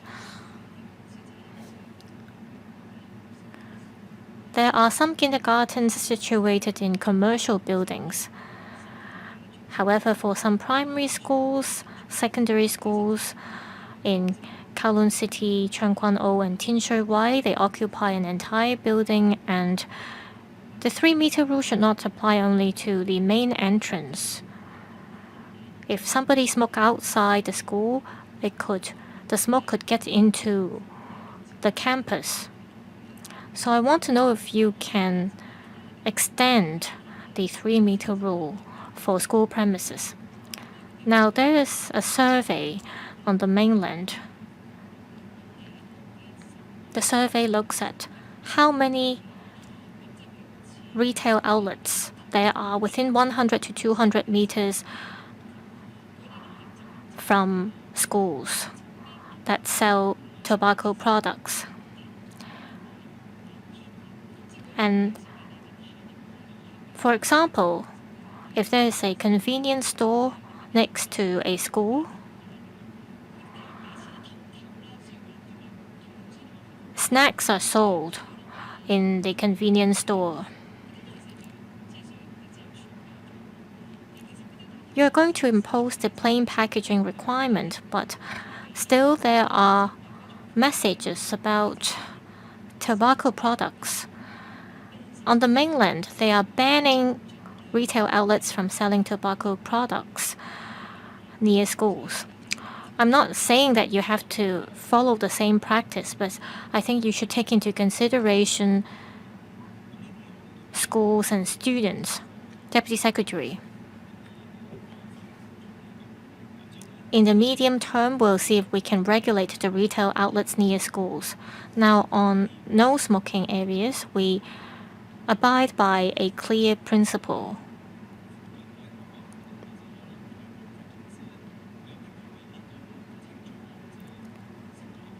People may not be clear about how big a school is. Of course, there are schools that occupy an entire building that's clear to the public. However, for other types of school premises, it could be confusing as to how large the campus is. As mentioned just now, we're considering designating a large no-smoking area for schools with many students. Say we have a school village. We can consider imposing a large no-smoking area. If we are able to do that, it will solve Ms. Chen's questions. Mr. Paul Che. I want to ask about Section 4. Section 4, bracket 2C.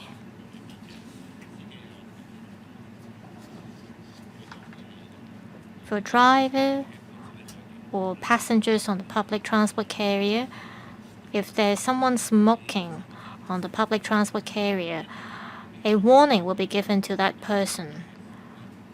My concern is if the person who smokes refuses to provide his personal particulars, he may be asked to leave the public transport carrier. And here it says, if necessary, you may detain him and call for the assistance of a police officer. Well, there are certain bylaws that apply to public transport carriers. Those who breach the bylaws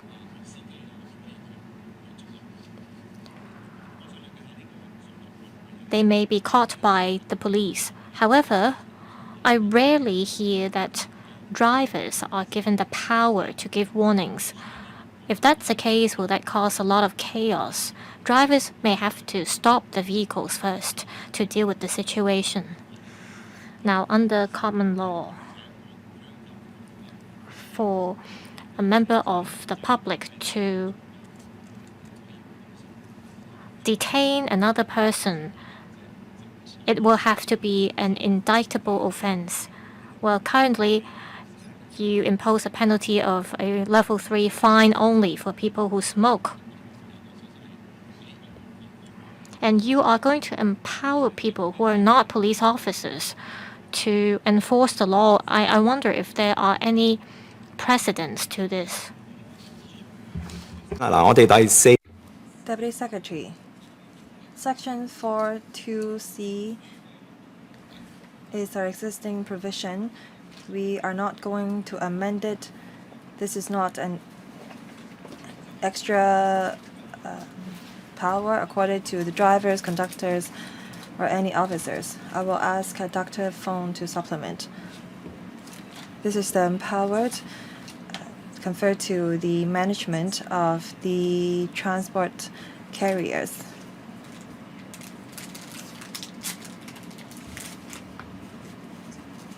As of today, we have not received any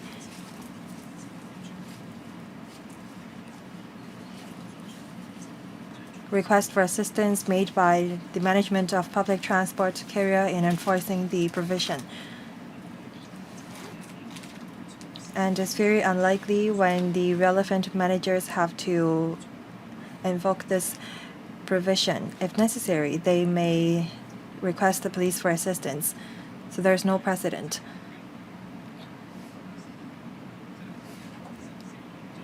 Mr. Chair, is it because the police arrives at the scene very quickly, or is it because the members of the public are very cooperative? That's why there's no complaints. Well, usually the management personnel would ask the smoker to leave politely. So no drivers has ever detained any person for this. Correct. Thank you. Ms. Doreen Kong, please. Under 4A1B, it says no person may do a smoking act while staying in the delineated area for a designated boarding location, irrespective of whether a person is waiting. Say at 3 a.m., if there's no one on street, if a person is waiting for a bus, they're not allowed to smoke. Am I correct? Second, I am in full support of this part because I'm not a smoker myself. Under Section 4A, prohibition of smoking while queuing to board public transport carriers,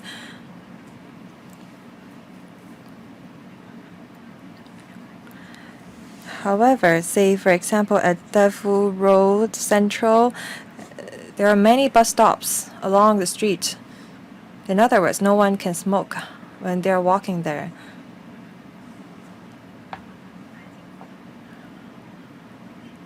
I understand that this may be for the benefit of the people. Is the administration going to, say, establish or put in place a smoking box there? Say at Orchard Road in Singapore, they have such a box. At Queens Road, Kings Road, there are many bus stops. Are you going to build a smoking room or box on those streets? Because we still have quite a number of smokers in Hong Kong.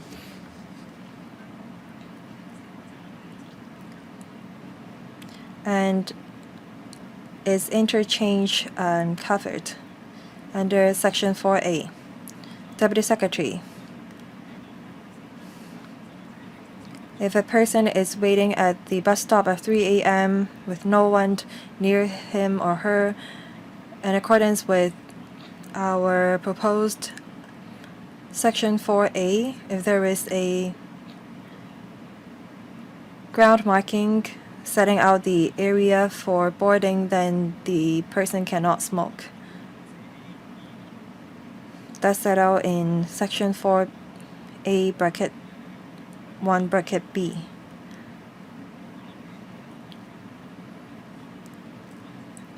Ms. Khan is asking if we are going to designate a smoking area.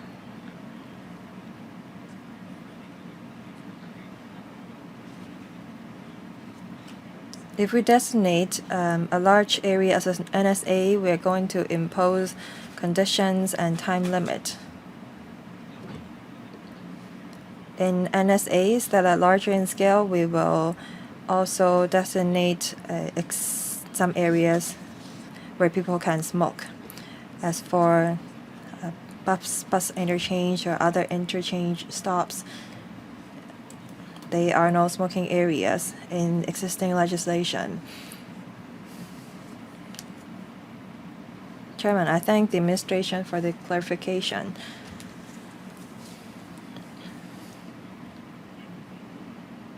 No one wants a secondhand smoke. But we do have to strike a balance.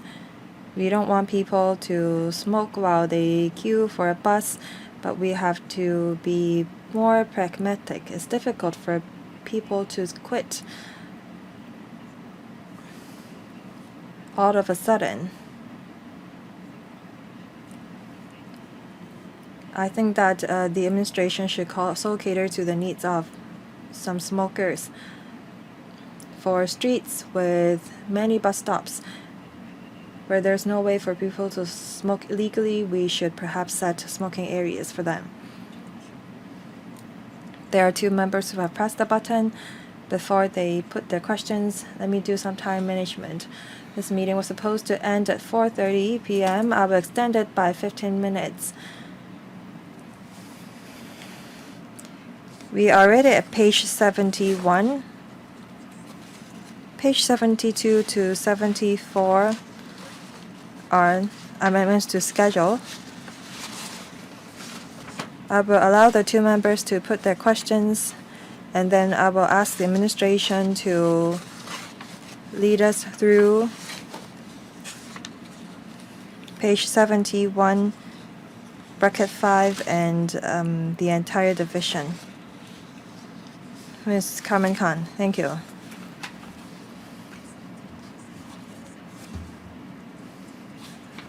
Regarding these newly added section 4A and 4B,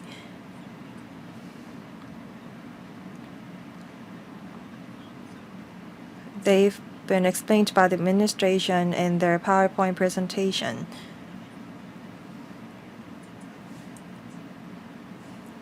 We have to see if the provisions are in line with the legislative intent. So as long as there is some markings on the ground,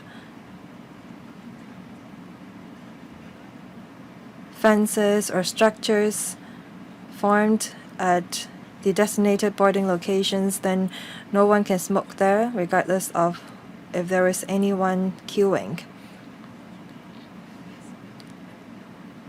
So at all times, as long as there is ground markings at the boarding location, no one should smoke. 4B is about queuing. We're about to come to it.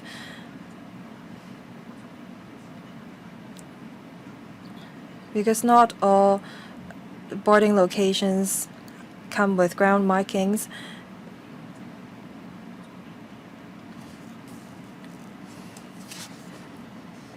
we have to refer to Schedule 9 to see where we cannot smoke,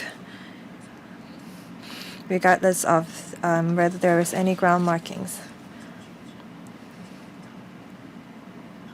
The Health Bureau and the Department of Health are responsible for enforcing this ordinance, but I hope that the administration will look into whether they will put in place some ground markings at places where there are heavy people flow. These are some of the suggestions of Ms. Khan. Deputy Secretary. Thank you. Ms. Khan's understanding is correct. and her description is very accurate. Ms. Khan also asked us to coordinate with different departments and bureaus. We are going to talk to the FEHD about the positions of the rubbish bin.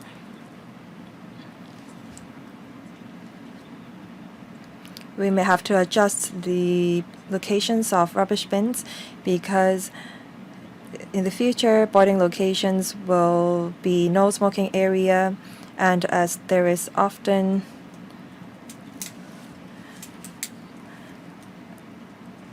areas for people to, or there's often ashtrays on top of the rubbish bin, so we may have to change the design of it. Ms. Chen Hao-yan. Thank you. I'd like to follow up on Section 4B, prohibition on smoking while queuing to enter certain places. The Deputy Secretary said that before people smoke, they should look around to see if there is any bus stop signs, any covers, any ground markings, any yellow boxes.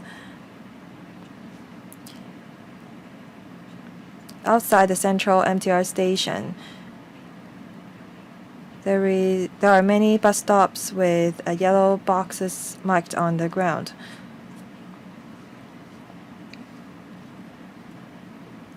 The street there is very narrow.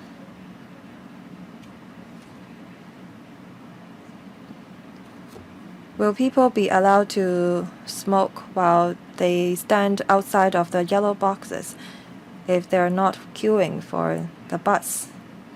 What if these smokers stand next to the yellow boxes?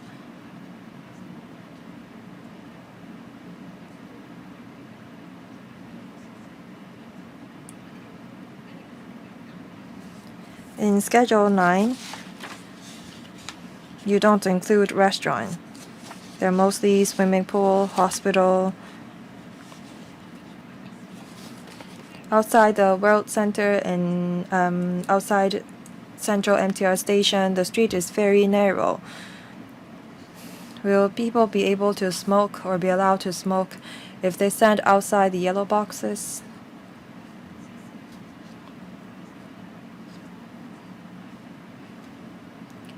There are places that sell takeaway food, and there is often queue outside these restaurants. Will people be allowed to smoke as they queue for their takeout food? Deputy Secretary. Thank you.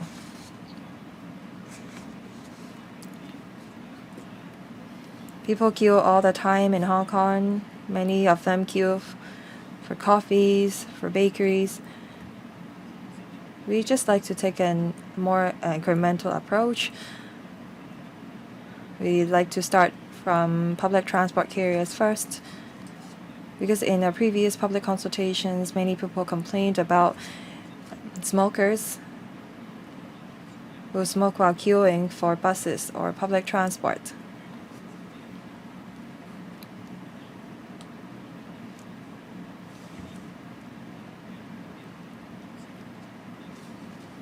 We want to allow people to adapt to the new regulations.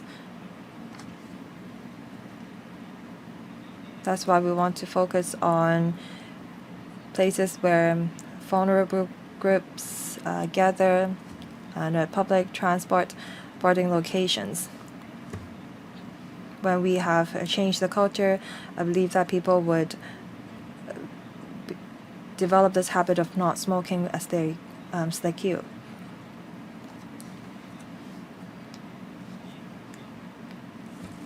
People who smoke outside the delineated area may also affect others. We do understand that. But we cannot regulate anything or everything. If we prohibit people from smoking as they queue to board the public transport, I believe that people will become more disciplined. I think that both smokers and non-smokers are reasonable people. Thank you. 唔該。 Next, Ms. Doreen Kong. I'd like to ask about Section 4B, bracket B. You say here that no smoking is allowed while you're queuing within a place in Schedule 9. Well, Schedule 9 is new. Under Schedule 1, there are no smoking areas. Schedule 9, 1 to 18. Which one of these items are not covered under Schedule 1? Now I know that smoking is not allowed in places listed under Schedule 1. Well, if you have a new Schedule 9, that means all the items covered under Schedule 9 are not included in Schedule 1. Can you quickly tell me which one of the items under Schedule 9 are not included in Schedule 1? Deputy Secretary, please. Well, let me give it a try. Themed parks, Ferris wheel, Convention and Exhibition Center. They are not covered in Schedule 1. Chairman, let me supplement. The existing no smoking areas are covered in Schedule 2 of Cap 371. There are some indoor areas which are public places or workplaces. So smoking is not allowed in indoor areas. Now we're adding Schedule 9. These are not necessarily indoor or outdoor places. Instead, as long as you enter these places, you will not be allowed to smoke. For example, Kai Tak Arena, themed parks, as well as West Kowloon Cultural District. You will not be able to smoke in these areas in future. Some of these areas are not in Schedule 1 because they are not indoor places. Take the Cultural Center as an example. It's quite a large premises. The indoor area is covered in Schedule 2, but since we have the no smoking while queuing requirement, we have to cover the outdoor area of the cultural center.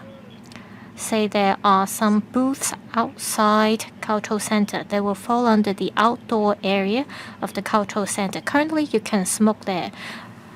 However, there may be people who queue to play games at the booths.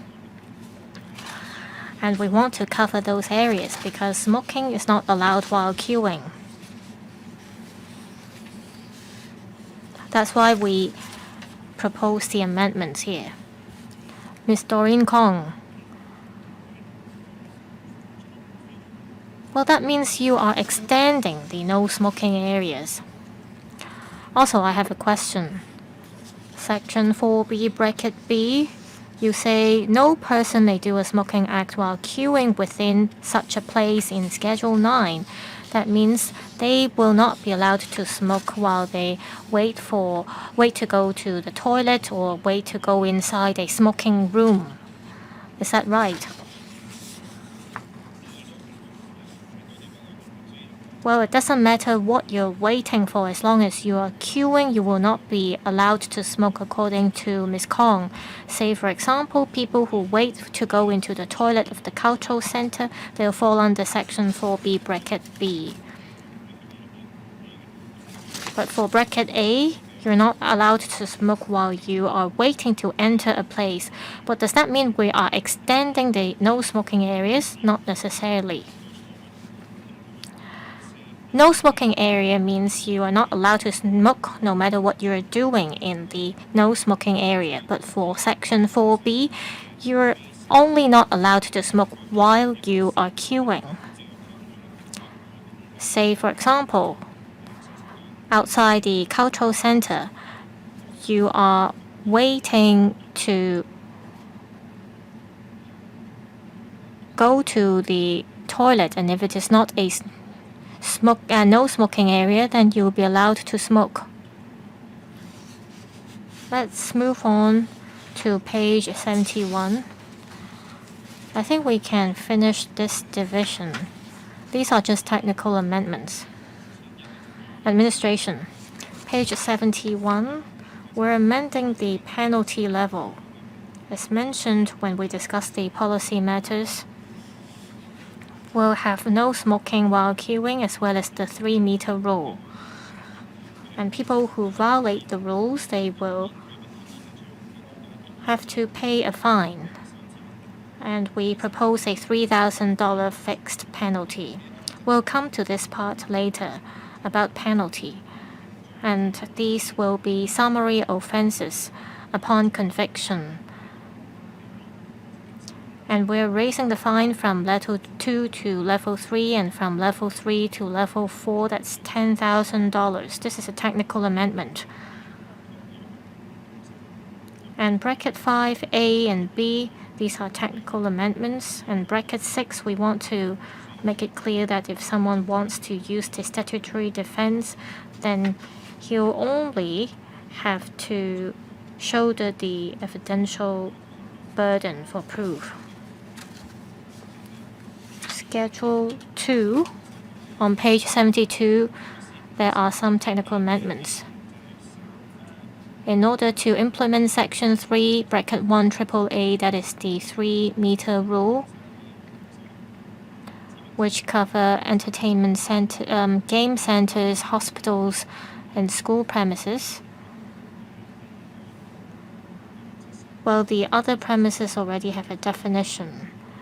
And we are only adding division 1 on page 73. Page 74, it's schedule 9, places described for purposes of section 4B.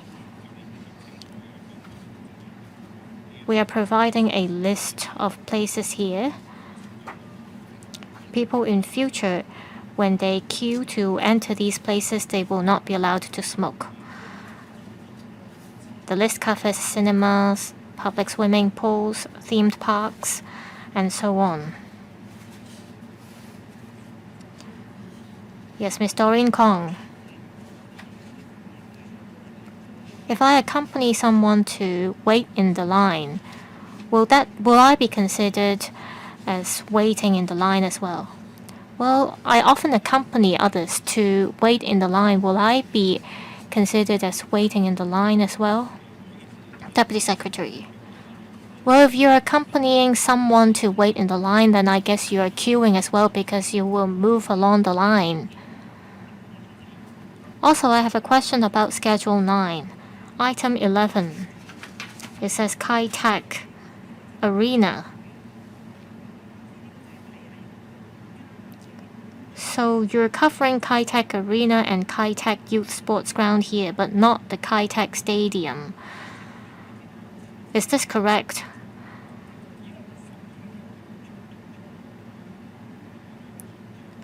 Well, I also have the same question in mind.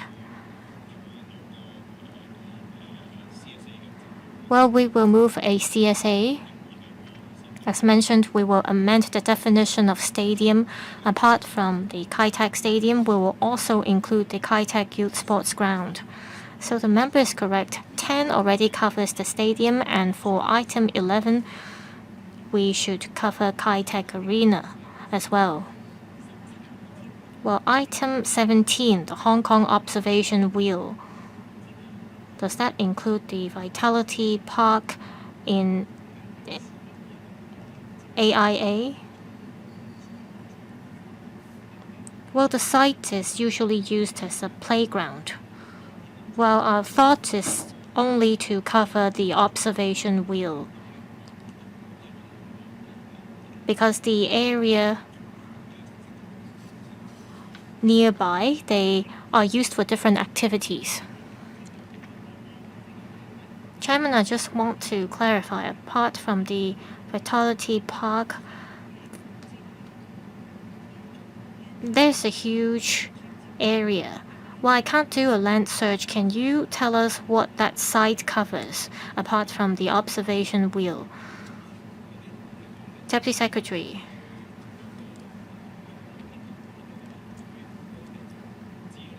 We are referring to the waiting area for the observation wheel. As for the site outside that area, it's not considered a waiting area unless it's designated as a waiting area for the observation wheel.